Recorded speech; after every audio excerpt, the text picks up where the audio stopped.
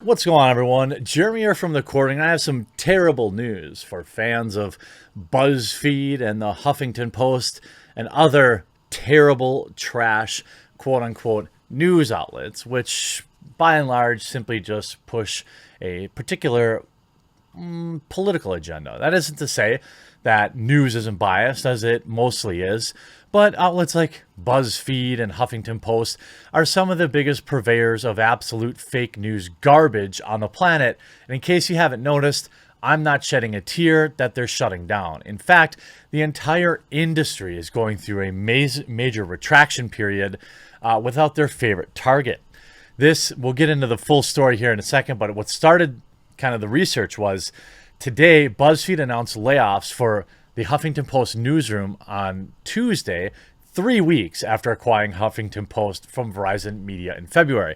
Now, a lot of people on Twitter are trying to say, oh, this is because they tried to unionize. I mean, possibly, but the reality is during an acquisition, there is almost always layoffs at the company that was acquired due to redundancy and cost cutting. You see, news sites show early signs of post-Trump slump. This is 6 hours ago. Warner Media's CEO, Jason Kilar, last week apologized for telling attendees at a virtual tech conference that the COOF was, quote, really good for ratings of its network. Why apologize for it? We know that. We know exactly why so much doom and gloom was pushed. Don't even get me started on how conveniently 100 different CEOs retired right before the news broke of it. Well, it was just a coincidence, I'm sure, but that's neither here nor there.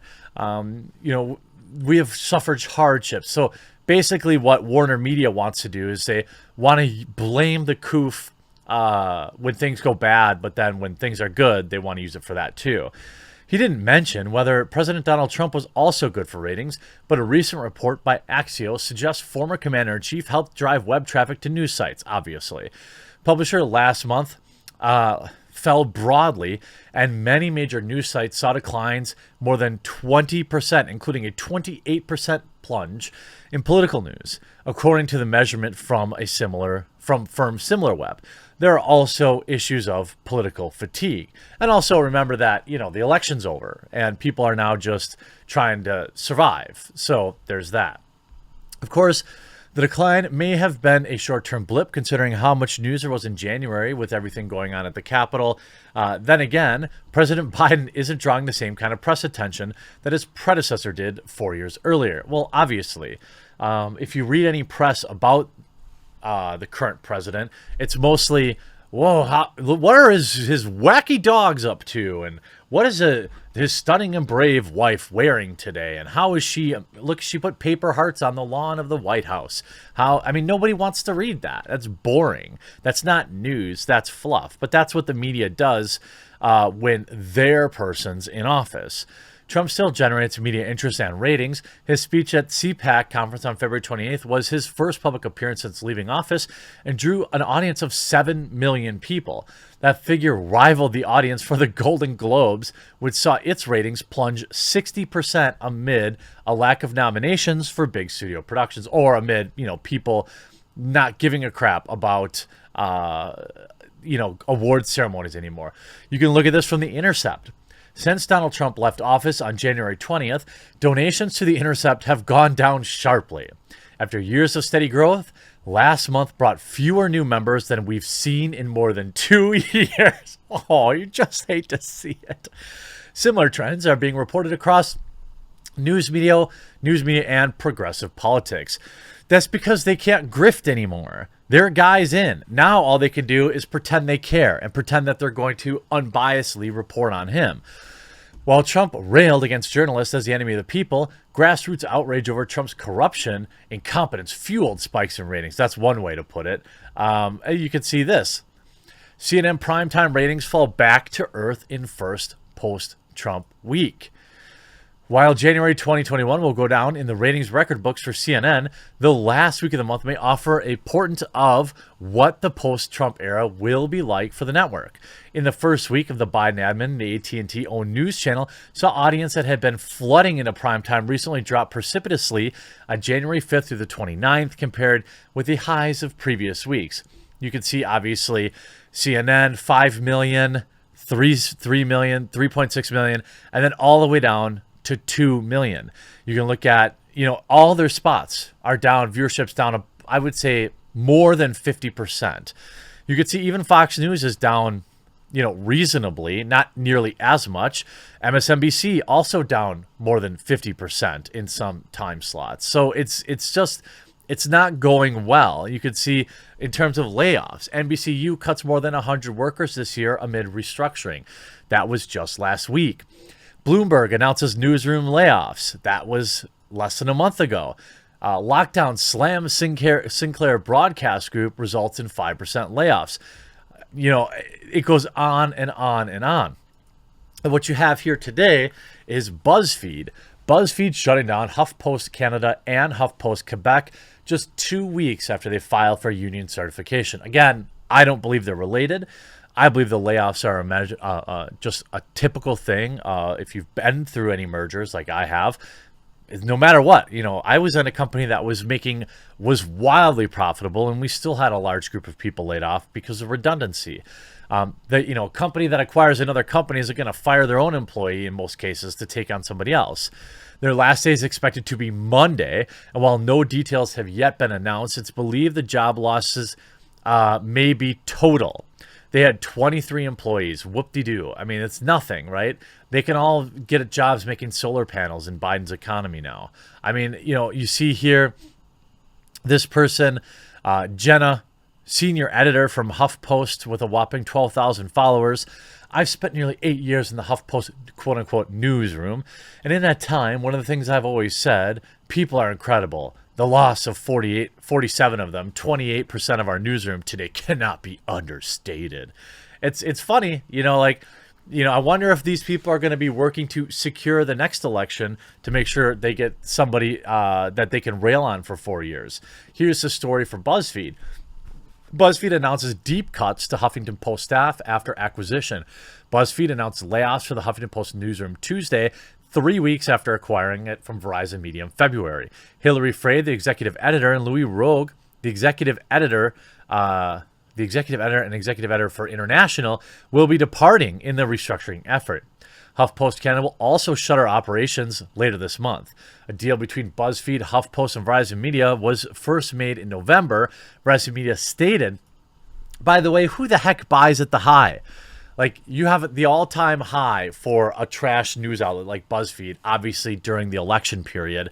Why are you buying them then? I mean, I would hope that they had figured that things would be dropping off, but you never know. These people aren't very good with critical thinking, in my experience. Peretti told staffers of the decision, which will affect U.S. 47 employees. What? That's a weird way to... Wait. Which will affect U.S. 40... No wonder you got closed down. Your news outlook, I know I can't write a tweet without several typos, but that's like... What? Anyway, made in order to fast-track the path to profitability. So essentially, they're not making money. They got bought out. All of these news outlets have been hanging on by a thread. If you look at even G&O Media, which owns what? Kotaku, Jalopnik, some feminist website that I can't think of what the name of it is. G&O Media admits they're just hemorrhaging cash. Deadspin, same thing. These sites that decided to pick a side and get down on their knees and literally shill for it, you pay a price, just like Fox News did. A lot of conservatives. The difference with Fox News, I think, why they didn't lose as many, is there's not as many alternatives. Now, there is OAN, and what's the other thing? There's Newsmax, I think. That's another conservative news outlet. So there is more competition there. But, ultimately, fatigue is real, too. I mean, there are people with TDS who, wake up in the morning after their mom makes them breakfast. They go back downstairs to the basement, and all they want to do is read all day about how Orange Man bad and how Orange Man is holding them back. Not them, and their lack of motivation to go do something with their life. It's Orange Man. What they're going to have to deal with now is that there is no more Orange Man, which means they don't have a convenient excuse for their own failures. You can see here the state. Today we learned that 33 of our colleagues, nearly 30% of our unit, will be laid off. We are devastated and infuriated, particularly after an exhausting year of covering lockdowns and working from home. Child, please, working from home is awesome. I don't even understand why anyone would complain about that. There are certain things that, are nice about an office, like, when it's somebody's birthday, you get some crappy birthday cake brought in. But outside of that, working from home used to be a privilege when I worked in the corporate world. Now people try to pretend like it's not awesome. Get out of here.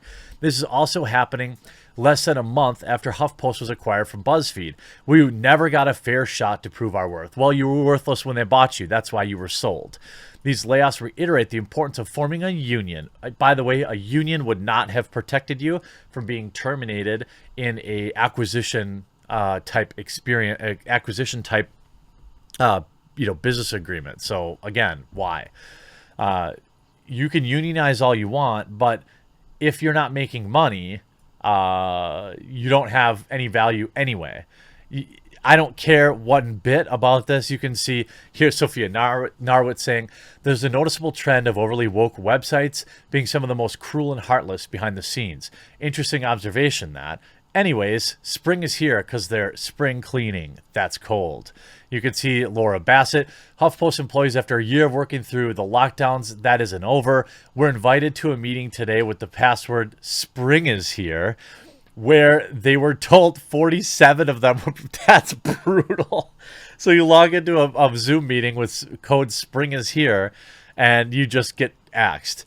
They would only know if they still had a job if they didn't receive an email by 1 o'clock. This is cruel and psychotic and ridiculous. That's the way it goes. Here's how real layoffs go in the business world. You get a call to a meeting that you didn't have scheduled. You walk in the room and suddenly you notice something's wrong because the HR person's in the room with you. They then tell you you've all been fired and you leave angrily. You get home, you get over it, you get a different job. That's what normal people do. They don't talk about what an outrage it was. But, that's their audience. So hopefully, they can get a job delivering packages or something like that, quickly. Something that is actually growing in interest and has a higher ceiling in terms of earnings, probably, than being a BuzzFeed journo. Don't miss any of you. Hope you enjoyed this video. We'll talk to you again real soon.